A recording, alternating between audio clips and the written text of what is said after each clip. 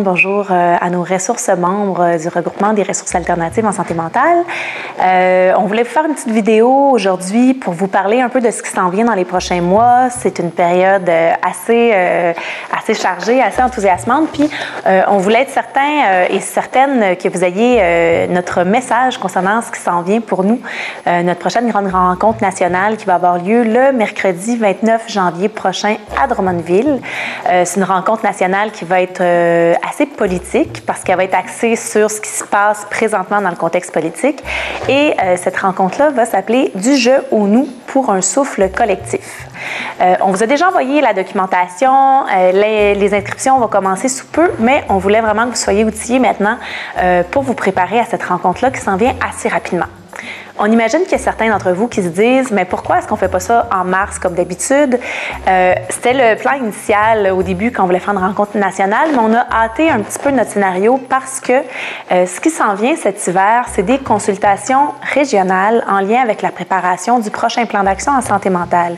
Et on voulait être certaines et certains qu'on puisse se voir avant que ces consultations-là commencent, de manière à se préparer ensemble et à se doter d'une petite plateforme de revendication commune qu'on va pouvoir amplifier à l'échelle du Québec de par nos participations à ces consultations régionales-là qui vont commencer, on ne sait pas encore quand. Donc vraiment, rencontre le 29 janvier pour être sûr d'être prêt et prête pour ce qui s'en vient du côté du ministère de la Santé et de ces consultations-là qui vont se faire.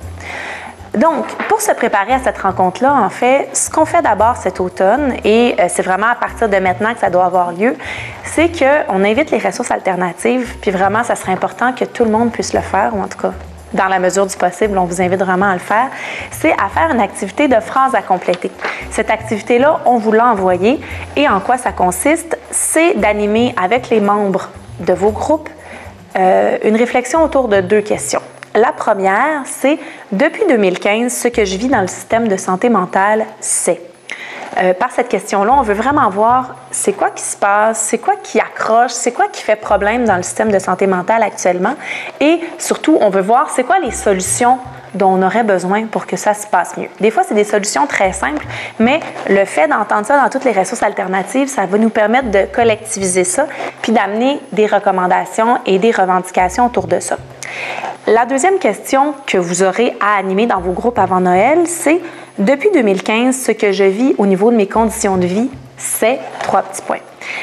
Cette question-là, ce qu'on cherche à voir vraiment, c'est de voir les liens entre les conditions de vie et la santé mentale, puis d'amener encore une fois des solutions, des propositions de changement qui pourraient faire en sorte que les déterminants sociaux de la santé, des conditions de vie, soient améliorés de façon à ce que la santé mentale aussi se porte mieux. Fait que vraiment, c'est les 2 questions qu'on aimerait que vous animiez dans vos groupes en demandant aussi qu'est-ce qui doit changer en priorité. Et vous avez la fiche d'activité. Si possible, nous renvoyer ça en retapant sur Word les réponses aux 2 questions. Si vous n'avez pas le temps de retaper, à ce moment-là, vous prenez une photo de votre grand carton que vous aurez exploré ensemble et vous nous envoyez ça. Une autre option pour certains groupes pour lesquels des activités de groupe se prêtent moins, ça serait d'aller chercher des témoignages spécifiques. C'est certain que dans les dernières années, il y a des membres de vos ressources qui vous ont partagé des histoires. À ce moment-là, avec leur permission, vous pouvez nous transmettre ces témoignages-là en indiquant, si possible, le nom ou en tout cas le profil de la personne, une femme ou un homme, en disant dans quelle région aussi ça a eu lieu et vous nous transmettez ces témoignages-là. Et toute cette matière-là qu'on va récolter avant Noël, que ce soit les réponses aux questions ou les témoignages, vont nous permettre de nous préparer collectivement à l'échelle du Québec un argumentaire, un document de revendication qui va nous solidifier, nous rendre plus solides quand on va se rendre dans les consultations régionales. Donc ça, vraiment, pour ces 2 questions-là, on aimerait avoir les retours pour le 15 décembre, de façon à ce qu'on puisse mettre en commun toutes ces réponses-là et en faire une analyse pour voir c'est quoi qui est prioritaire comme changement à apporter. Donc, il y a ce matériau-là. Mais ce n'est pas le seul matériau qu'on va utiliser pour la rencontre nationale le 29 janvier. Il y a tout ce qui s'est passé aussi Dans la phase 3 et 4 de la démarche Se donner du souffle, on a eu les rencontres pour faire la lumière où on faisait une analyse d'un tort subi, on faisait une analyse sociopolitique. Et il y a aussi la rencontre S'organiser pour que ça change. Et cette rencontre-là, dans les différentes régions où ça a été vécu, ça a permis de choisir une revendication stratégique et de développer un petit plan d'action stratégique avec des idées d'action. Eh bien, tout ça qui a été fait dans les différentes régions, que ce soit dans les Laurentides, l'Estrie, la Montérégie, le Bas-Saint-Laurent, Chaudière-Appalaches, toutes ces revendications-là qui ont été créées, on va aussi se les réapproprier et les ramener sur la table lors de notre rencontre nationale du 29 janvier.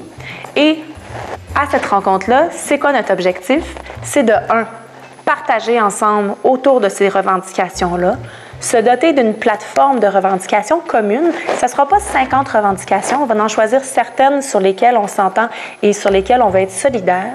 Et ces revendications communes-là, en après-midi, ce qu'on va faire, c'est qu'on va voir comment est-ce qu'on peut les porter d'une façon que ça ait le plus d'impact possible, que ce soit le plus fort possible.